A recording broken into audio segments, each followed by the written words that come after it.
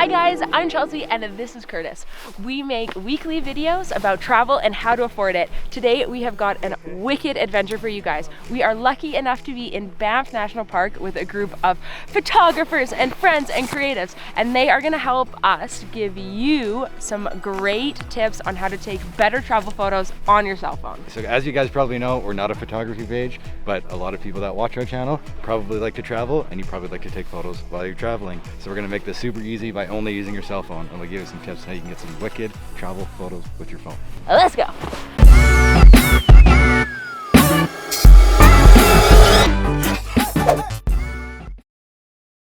Okay, so first up we have Holly, who will leave all of her links in the description below.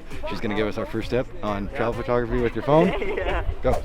Okay, so my travel photography tip is to use your phone to do self-timer. So if you don't have someone with you to take a photo of you, or you're traveling by yourself, or you are with people but you just want to do the photos on your own, this is a good tactic to use to get photos. So basically what you do is you're going to set your phone up. You can lean it against a bed, you can put it on a table, pretty much anywhere where you can just balance it, and then you click the self timer, you walk away, you do your pose, take your shot, and then if you like it, keep it. If you don't, you can do it again, and yeah, it's that easy.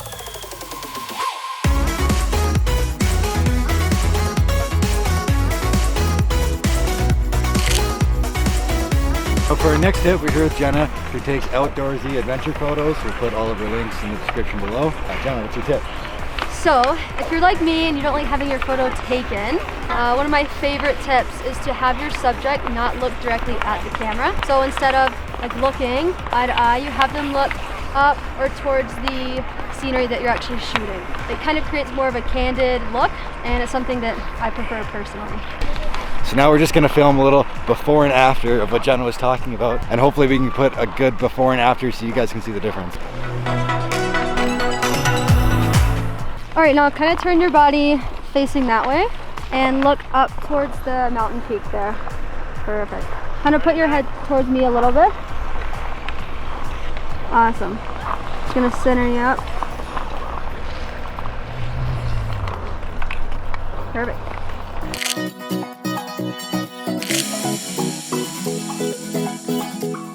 As you guys can see from the two photos that we put up, the first photo that we took is kind of like the basic mom photo that you get every time you're in a vacation. Your mom makes you go out and take a photo, you smile nice and big. It's got its place, it's still a nice photo, but hopefully from the second photo you can see that it's a little bit more authentic and genuine, and that's probably what you'd actually be doing when you're out. So you look a lot more natural, and you don't look more like a tree stump. It's a lot more appealing. It's true. Yeah. Thanks, Jenna. Thank you. Boosh. Hey guys, so now we're here with Austin. Austin does lots of landscape and product photography. I'll put his link in the description below, so go check him out. I'm going to talk about framing. So basically, if you put a foreground element into your frame, it makes your image look more three-dimensional rather than just straight up static two-dimensional. So we're here at Lake Louise. What better place to shoot photos? We're gonna take a picture of the Fairmont boathouse over here. So we're just across the lake from it. So I found my tree that I want to use as a foreground element. So what I'll do is I'll get nice and close, have the tree into the foreground, I'll frame, I'll make my composition, put the boathouse right in the center, check my white balance, and then take the shot. Basically, if you look at this and you were to take a photo, it would look nice, but like Austin said, if you put something in the foreground, it adds a little bit more depth to the image and makes it way more interesting.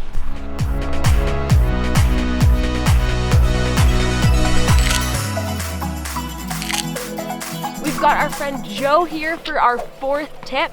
Joe shoots tons of travel photography. So what's your tip?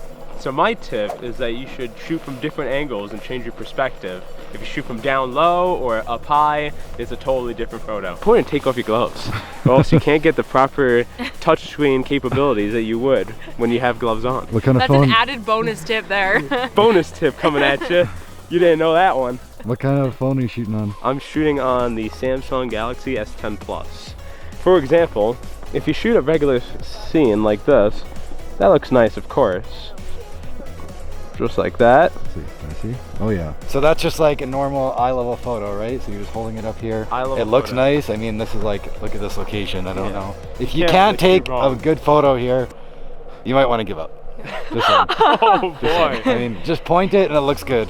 But anyway, that's like a eye level photo. And that's the same photograph that every single person that goes to a location is gonna get. They're gonna get the exact same photo taken at eye level. Or if you want to be creative and change it up a little bit, then you could get down, you go down like this, and you could change your perspective and get a lower shot. So then you get some of these logs covered in snow in the foreground.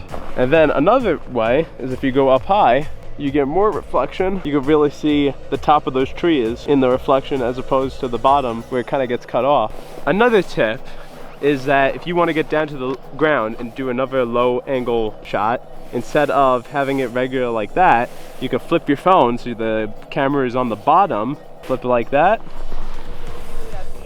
and then you could literally just shoot it like that. And no need to get on your knees and get knee deep in the snow. Awesome. And then you can get your camera like right as close to the water as possible so you get as much reflection as you can.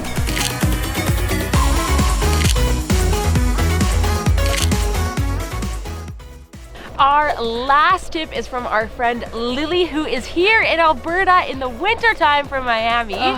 Lily, what do you have for us? So my tip today is using portrait mode on the iPhone Pro. Portrait mode gives you a different depth of field so you can differentiate the model from the background. And this emulates an expensive DSLR mirrorless camera. So just to put it in perspective, photographers spend like upwards of $5,000 on a whole setup to get that really blurry background. So the fact that you can just hit a button on your phone and do it is incredible. So let's show you how to use it. I'm gonna go to the camera, switch to portrait mode, and since I have the Pro, I'm gonna go to the wide lens. It would automatically focus on your subject. If you're too close, it'll tell you to move further away.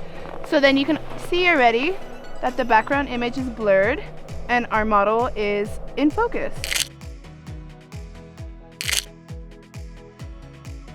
Okay, so thanks so much. Guys, make sure you use portrait mode. Like I said before, it emulates like a $10,000 camera, and 9 times out of 10 when you're on Instagram, nobody's gonna be able to tell the difference because it is that good. Thanks for the tip. No problem. Bye.